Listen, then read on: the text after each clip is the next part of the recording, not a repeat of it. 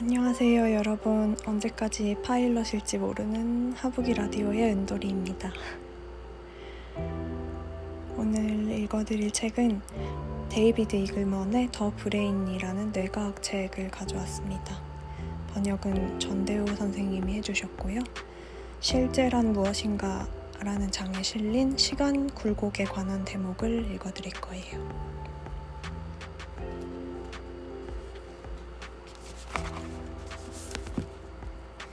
우리가 숙고하는 경우가 드문 실제의 측면이 하나 더 있다. 그것은 우리 뇌의 시간 경험이 퍽 이상할 때가 많다는 점이다. 특정한 상황들에서 우리의 실제는 더 느리거나 더 빠르게 흘러가는 것처럼 느껴질 수 있다. 나는 8살 때 지붕에서 떨어진 적이 있는데 낙하하는 동안 아주 긴 시간이 흘러가는 것처럼 느꼈다. 나중에 고등학교에서 물리학을 배웠을 때 그 낙하 시간이 실제로 얼마나 길었는지 계산해 보았다. 알고 보니 0.8초에 불과했다. 그리하여 나는 중대한 의문을 품었다. 왜 나는 그 시간을 그토록 길게 느꼈을까? 그리고 그 경험이 우리의 실제 지각에 대해서 알려주는 바는 무엇일까? 직업적인 윙슈트 비행가 잽 콜리스는 산악지대 상공에서 시간 왜곡을 경험했다. 최초 계기는 그가 이미 감행한 특별한 점프였다. 하지만 이번에 그는 목표물을 향해 날아가기로 결정했다. 비행하면서 몸으로 풍선들을 치고 지나가기로 말이다. 잽은 이렇게 회고한다.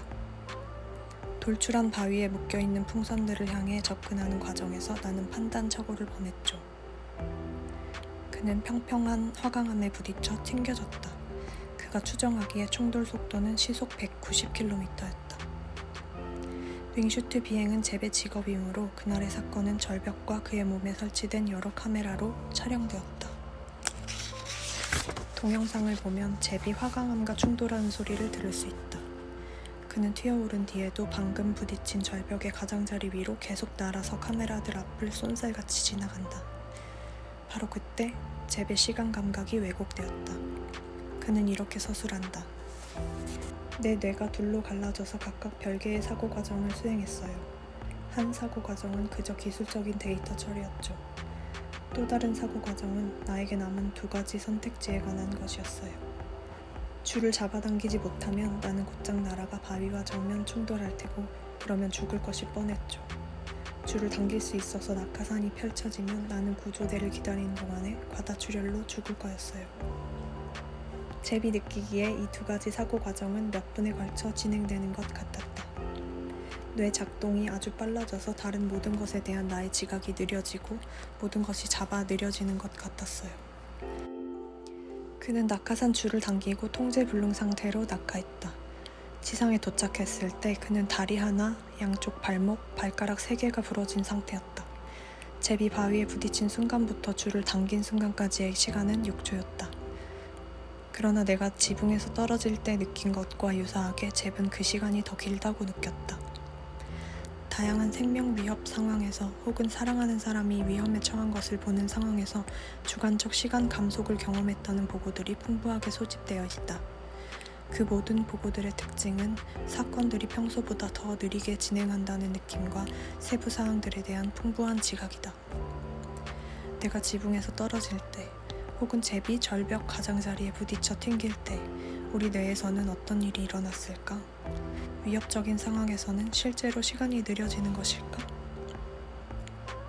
몇 년 전에 나는 이 질문의 답을 찾으려고 학생들과 함께 실험 하나를 고안했다. 우리는 피험자들을 45m 상공에서 떨어뜨림으로써 극도의 공포를 유발했다. 피험자들은 뒤로 누운 자세로 자유낙하했다.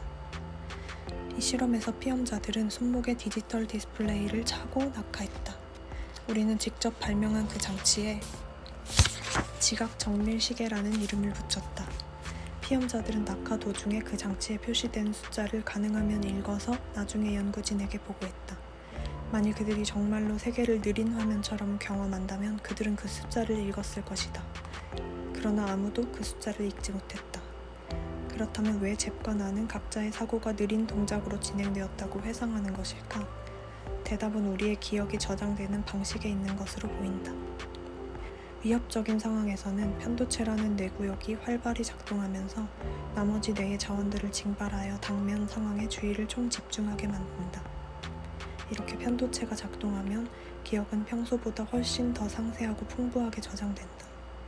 2차 기억 시스템이 활성화되는 것이다. 생각해보면 이 작동 방식은 기억의 목적에 부합한다. 기억의 목적은 중요한 사건들을 기록해둠으로써 당신이 유사한 상황에 처했을 때 당신의 뇌가 생존을 위해 더 많은 정보를 동원할 수 있게 하는 것이다. 바꿔 말해 생명의 위협을 느끼는 상황은 기억할 가치가 크다. 그런데 이 같은 기억의 작동 방식은 다음과 같은 흥미로운 부수 효과를 가져온다. 당신의 뇌는 그런 기억 작동 방식에 익숙하지 않다. 당신은 교통사고 순간에 보닛이 찌그러지고 뒷거울이 떨어지던 것과 상대방 운전자가 이웃에 사는 밥처럼 보였던 것까지 이례적으로 많은 것들을 기억한다. 따라서 나중에 기억을 되살릴 때 당신은 그 위협적인 사건이 더 긴 시간에 걸쳐 일어난 것이 틀림없다고 해석한다. 바꿔 말해 우리가 위협적인 사고를 실제로 느린 화면으로 경험하지는 않는 것으로 보인다. 그런 느낌은 다만 기억을 해석하는 방식에서 유래할 따름인 듯하다. 우리가 대체 무슨 일이 일어난 거야? 라고 스스로에게 물을 때 상세한 기억이 떠오르면 우리는 그 일이 느린 동작으로 일어난 것이 틀림없다고 느낀다. 실제로 그 일은 느린 동작으로 일어나지 않았는데도 말이다. 우리의 시간 왜곡은 과거를 돌이킬 때 발생한다. 그것은 우리의 실제에 관한 이야기를 저술하는 기억의 속임수다. 생명의 위협을 느끼는 사고를 경험한 독자라면 그 사고가 느린 동작으로 진행하는 것을 자신이 그 당시에 이미 의식했다고 주장할지도 모르겠다. 하지만 그것은 우리가 의도하는 실제와 관련한 또 하나의 속임수라는 사실을 유념해야 한다. 앞서 감각들의 동기화를 다룰 때 보았듯이 우리가 정말로 현재 순간에 존재하는 일은 결코 없다. 일부 철학자들의 주장에 따르면 의식적 자각이란 다름 아니라 신속한 기억 확인 활동일 따름이다. 우리 뇌는 방금 무슨 일이 있었지? 방금 무슨 일이 있었지? 라는 질문을 늘 달고 산다. 요컨대 의식적 경험이란 실은 즉각 기억일 따름이다. 여담을 한마디 붙이자면 이 주제를 다룬 논문을 우리가 이미 출판했는데도 일부 사람들은 여전히 자신이 경험한 교통사고가 정말로 느린 화면처럼 진행됐다고 내게 말한다. 그러면 나는 그 사고 당시 옆자리에 있던 사람이 내지르는 으악 이라는 비명이 영화를 느린 화면으로 재생할 때처럼 낮은 높이로 들렸느냐고 되묻곤 한다. 그러면 상대방은 그렇지 않았다고 대답하기 마련이다. 이것은 지각과 연계된 시간이 실제로 느려지는 것은 아니라고 우리가 판단하는 여러 이유 중 하나다. 설령 당사자의 내적 실제에서는 시간이 느려졌다 하더라도 말이다. 뇌는 이야기를 내놓고 우리는 각자 자신의 뇌가 들려주는 이야기라면 무엇이든지 믿는다. 착각에 빠질 때, 우연히 빠져든 꿈을 믿을 때, 철자에서 색깔을 경험할 때, 조현병 에피소드 중에 망상을 진실로 받아들일 때, 우리 자신의 뇌가 실제를 어떻게 서술하든 간에 그 실제를 받아들인다. 우리는 외부 세계를 직접 경험하며 산다고 느끼지만 우리가 상대하는 실제는 궁극적으로 어둠 속에서 전기화학적 신호들로 이루어진 낯선 언어로 작성된다. 방대한 신경 연결망들에서 일어나는 활동이 당신의 이야기로, 곧 당신의 사적인 세계 경험으로 변환되는 것이다. 당신이 손에 쥔 이 책의 촉감으로, 방 안의 빛으로, 장미꽃 향기로, 타인들의 목소리로 말이다. 한층 더 기이한 것은 모든 각각의 뇌가 약간씩 다른 이야기를 내놓을 가능성이 높다는 점이다. 한 사건을 여러 사람이 목격할 경우 목격자들의 뇌들은 제각각 다른 주관적 경험을 한다. 지구상에 돌아다니는 인간 뇌는 70억 개이므로 단일한 실제 버전은 존재하지 않는다. 각각의 뇌는 나름의 진실을 품고 산다. 그럼 실제란 무엇일까?